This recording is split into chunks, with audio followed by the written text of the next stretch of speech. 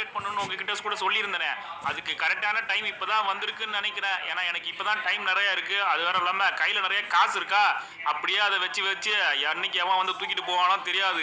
அதனால அதை வச்சு வீட்டை கொஞ்சமா டெவலப் பண்ணலாம்னு இருக்கேன்.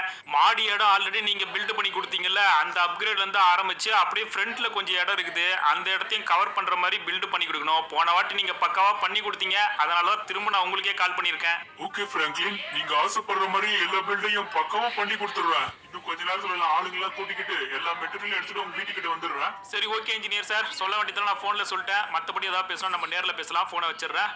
ஓகே, ஒரு வேலை முடிச்சு போச்சு. டேய் என்னடா இவனுக்கு என்னடா ஆச்சு? எதுக்குடா தலைகீழ படுத்துக்கிட்டு இருக்கான்? டேய் சின்சானே, இந்த மாதிரிலாம் படுக்க கூடாதுடா. சாப்பிட்டதெல்லாம் வாய் வெளியே வந்துற போகுது. எதுக்காக இவன் இப்படி படுத்துக்கிட்டு இருக்கான்? டேய் சின்சான், 3 பேர் தான் இருக்கீங்களே, போய் ஏதாவது விளையாட வேண்டியதானே? அடே பிராங்க்லின், நேரா உட்கார்ந்து யோசிச்சா என்ன விளையாடுறதுன்னு ஐடியாவே கிடைக்க மாட்டேங்குது. அதனால தான் தலைகீழ படுத்துக்கிட்டு இருக்கேன். இப்ப ரத்தம்லாம் மண்டைக்கு ஏறி மூளை நல்லா கடகடன்னு வேலை செஞ்சு நல்ல ஒரு ஐடியாவா கிடைக்கும். அதுதான் ட்ரை பண்ணிக்கிட்டு இருக்கேன் நானு. என்னங்க சொல்லிக்கிட்டு இருக்கான்? ரத்தத்தை மண்டைக்கு ஏத்திக்கிட்டு இருக்கியா? டேய் நிமிந்து உட்கார்றா, உன்கிட்ட ஒரு முக்கியமான விஷயம் சொல்லலாம்னு வந்தேன். என்ன அது முக்கியமான விஷயமா? என்ன முக்கியமான விஷயம்? கால்ல இருந்து இன்ஜினியருக்கு யாருக்கும் போன் பண்ணணும்னு சொல்லி தவிச்சிட்டு கிடந்த பேசி முடிச்சிட்டேன்னா? ஆமாடா சின்சானே, இன்ஜினியர்கிட்ட பேசிட்டேன். இன்னும் கொஞ்ச நேரத்துல ஆளுங்கெல்லாம் கூட்டிட்டு இங்க வர போறாராம். அதனால நீங்களா இருந்தா அவருக்கு டிஸ்டர்பன்ஸா இருக்கும். நீங்க சைக்கிள் எடுத்துட்டு பக்கத்துல ஏதாவது பார்க் இருந்தா அங்க போய் விளையாடிட்டு இருங்க. இங்க வந்து கொஞ்சம் பில்டிங் ஒர்க்லாம் நடக்க போகுது. என்னது பில்டிங் ஒர்க்கா? என்ன பில்டிங் ஒர்க் நடக்க போறீங்க?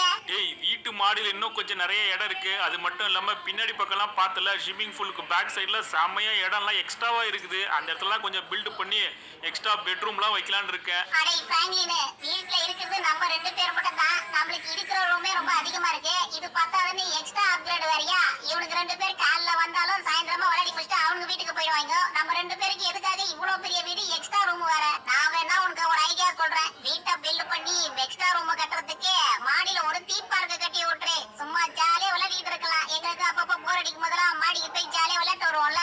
என்னது, நம்ம வீட்டு மாடியில தீம் பார்க்க கட்டணுமா? டேய், தீம் பார்க் எவ்வளவு பெரிய சைஸ்ல இருக்கும் தெரியுமாடா? நம்ம வீட்டு சைஸோட கம்பேர் பண்ணா அது 10 மடங்கு பெருசா இருக்கும். அவ்வளவுக்குலாம் நம்ம கிட்ட இடமே இல்ல. இடம் இல்லனா என்னடா பிராங்க்லின், ஒரு 4-5 பில்லரை ஹைட்டா போட்டு ஸ்கைல கட்டிடுவோம். இது வந்து நீ ஒரு பிசினஸ் நோக்கத்தோட பார்க்கணும். நிறைய கூட்டமா ஃபேமிலி எல்லாம் வருவாங்க. டிக்கெட்லாம் வித்து நிறைய காசு பார்க்கலாம். ஐடியாலாம் நல்லா தாண்டா இருக்கு. ஆனா நம்ம வீட்டு ஹைட்டு ஆல்ரெடி 40 அடி இருக்கு. அதுக்கும் மேல நம்ம கொஞ்சம் ஹைட்டா போகணும்னா எப்படியும் 100 அடி ஹைட்டுக்கு நம்ம பில்லர் வச்சு அதுக்கும் மேலதான் தீம் பார்க்க கட்டுற மாதிரி இருக்கும். அதெல்லாம் கட்டுறது சாத்தியமானே தெரியலையே. இல்லடா சின்சான், அதெல்லாம் வேலைக்கு ஆகாது. வேற ஏதாவது ஐடியா இருக்கா உன்கிட்ட? ஏய், அதெல்லாம் கட்ட முடியும்டா.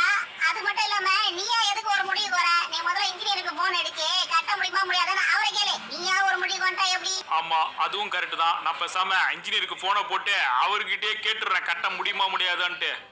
ஹலோ இன்ஜினியர் சார், நான் தான் பிராங்க்லின் பேசுறேன். இப்பதான் கொஞ்ச நேரத்துக்கு முன்னாடி கால் பண்ணி வர சொல்லியிருந்தேன்ல.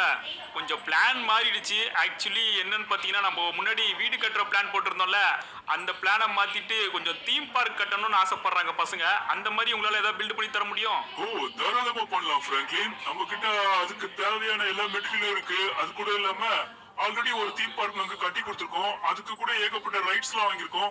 அந்த ரைட்ஸ் எல்லாம் கூட நம்ம கிட்ட இருக்கு. அதெல்லாம் கூட வச்சு கொடுத்துடலாம். பட் என்ன ஒரு பிரச்சனைன்னு பாத்தீங்கன்னா, நீங்க முன்னாடி கொடுத்த பிளானோட இது பிளான் ரொம்ப பெருசா இருக்கிறதுனால காசு கொஞ்சம் எக்ஸ்ட்ரா ஆகும். காசை பத்திலாம் நீங்க கவலையே பட வேணாம். நீங்க கேட்டதுக்கு மேல எக்ஸ்ட்ரா பேமெண்ட் கூட தரேன். அதனால அது பிரச்சனையே இல்ல. நம்ம எப்படியும் ஒரு தீம் பார்க் தானே கட்ட போறோம். அதை பாக்குறதுக்கு எல்லாம் ஃபேமிலியா வந்து விளையாட்டு போவாங்க. நான் டிக்கெட் காசு போட்டு பழையபடி காசெல்லாம் வசூல் பண்ணிடுவேன். ஓகே பிராங்க்லின், நான் ஆளுங்கெல்லாம் கூட்டிட்டு அதுக்கான மெட்டீரியல் வாங்கிட்டு வரேன். அது மட்டும் இல்லைன்னா தீம் பார்க் கட்டணும்னா கவர்மெண்ட் கிட்ட பர்மிஷன் வாங்கி ஆகணும். நான் அந்த பர்மிஷனோடையும் வாங்கிட்டு நேரா உங்க வீட்டுக்கு வந்துடுறேன் பிராங்க்லின். கரெக்டா சொன்னீங்க இன்ஜினியர் சார். பர்மிஷன்லாம் மறக்காம வாங்கிட்டு வந்துருங்க. அப்புறம் பில்ட் பண்ணி முடிச்சதுக்கு அப்புறம் கவர்மெண்ட் ரூல் இல்லாம எப்படி பில்ட் பண்ணீங்கன்னு சொல்லி இடிங்கன்னு சொல்லிட போறாங்க. அதனால பர்மிஷன்லாம் வாங்கிட்டு வந்துருங்க. இப்போ நான் போனை வச்சுட்டுமா? ஓகே, மத்தெல்லாம் நேர்ல பேசலாம். ஏய் சின்சான், இன்ஜினியர் கட்ட முடியும்னு சொல்லிட்டாரா? ஓடே, சூப்பரான விஷயமா செய்யுது. அப்ப நம்ம வீட்டு மாடியில ஒரு தீம் பார்க் வர போகுது. ஓகே கைஸ், இன்னைக்கு வந்து பாத்தீங்கன்னா நம்ம வீட்டு மாடியில ஒரு தீம் பார்க்க வந்து கட்ட போறோம். என்னது, வீட்டு மாடியில தீம் பார்க்கா? அதெல்லாம் எப்படி ப்ரோ கட்ட முடியும் அப்படின்னு கேட்டீங்கன்னா, பாய் இருங்க பாய், அதெல்லாம் கட்ட முடியும் பாய். நாங்க தீம் பார்க்கிங் கட்ட தான் போறோம். அதில் நிறைய ரைட்ஸை வச்சு எல்லா ரைட்ஸையும் விளையாடி காட்ட தான் போறோம். ஸோ அதெல்லாம் பார்க்கணும்னு நினைச்சீங்கன்னா மறக்காம வீடியோ ஸ்கிப் பண்ணாம ஃபுல்லா பாருங்க. வீடியோ பிடிச்சிருந்தா மறக்காம லைக் பண்ணுங்க, உங்க ஃப்ரெண்ட்ஸுக்கு ஷேர் பண்ணுங்க. இப்போ வரைக்கும் சேனல் யாரும் சப்ஸ்கிரைப் பண்ணாம இருந்தீங்கன்னா மறக்காம சப்ஸ்கிரைப் பண்ணி வச்சு சப்போர்ட் பண்ணுங்க. பரவாயில்லையே இன்ஜினியர் சார், கரெக்டா சொன்ன டைமுக்கு வந்துட்டீங்களே. ஆனா என்னது இது இவ்வளவு ஆளுகளை கூட்டிட்டு இவ்வளவு மெட்டீரியல் எடுத்து வந்திருக்கீங்க? என்ன பிராங்க்லின் இப்படி கேட்டுட்ட?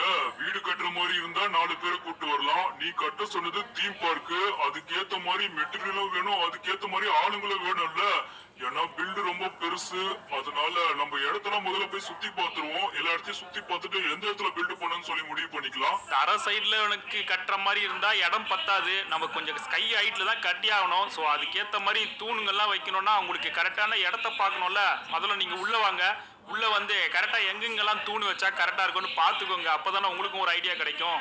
ஆனா நல்லா மைண்ட்ல வச்சுக்கோங்க, நம்ம ஆல்ரெடி கட்டின வீட்டுக்கு எந்த பிரச்சனையும் வந்துடக்கூடாது. அது கொஞ்சம் டேமேஜ் இல்லாம கரெக்டா இந்த வீட்டுக்கு மாடியில வர மாதிரி பண்ணி கொடுத்துருங்க. அப்பதான் கொஞ்சம் பார்க்கறதுக்கு நல்லா இருக்கும். ஏன்னா பிராங்க்லின் தான் இதை கட்டினான்னு ஊருக்கு தெரியணும்ல. என்ன பிராங்க்லின் அந்த பக்கம் எகிரி குச்சி எங்க போயிட்டு இருக்க?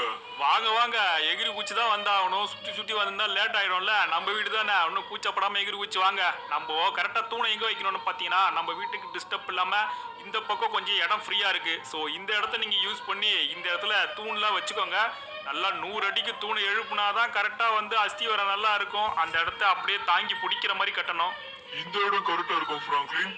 நம்ம மொத்தமா 4 தூண் வச்சாகணும். அப்பதான் நல்லா ஸ்ட்ராங்கா இருக்கும். 100 அடி ஹைட்டுக்கு போயிட்டு அப்படியே 40 அடி வந்து அகலத்துக்கு வச்சிட்டோம்னா கரெக்டா இருக்கும். அப்பதான் கொஞ்சம் ஸ்ட்ராங்கா இருக்கும். அப்போ பாக்குறதுக்கும் அழகா இருக்கும். ஓகே இன்ஜினியர் சார், இந்த இடமே செட் ஆகணும்னா கடை தூண் எழுப்புற வேலையா ஸ்டார்ட் பண்ணுங்க. அட நம்ம இன்ஜினியரை பார்த்தீங்களா?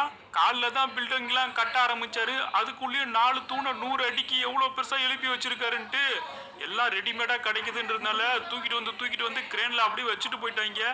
நல்லா ஸ்ட்ராங்கா தான் கட்டிருப்பான்னு நினைக்கிறேன். 3 பேரும் பாருங்களேன், என்னமா வாயை பொழுது பார்த்துட்டு இருக்காங்க. டேய் சின்சான், நீ ஆசைப்பட்ட மாதிரி தீம் பார்க் வரப்போகுது. எப்படி இருக்கு பாக்குறதுக்கு? ஏய் பிராங்க்லின், என்னால இத நம்பவே முடியல. காலைல தான் நம்ம பேசிட்டு கிடந்தோம்,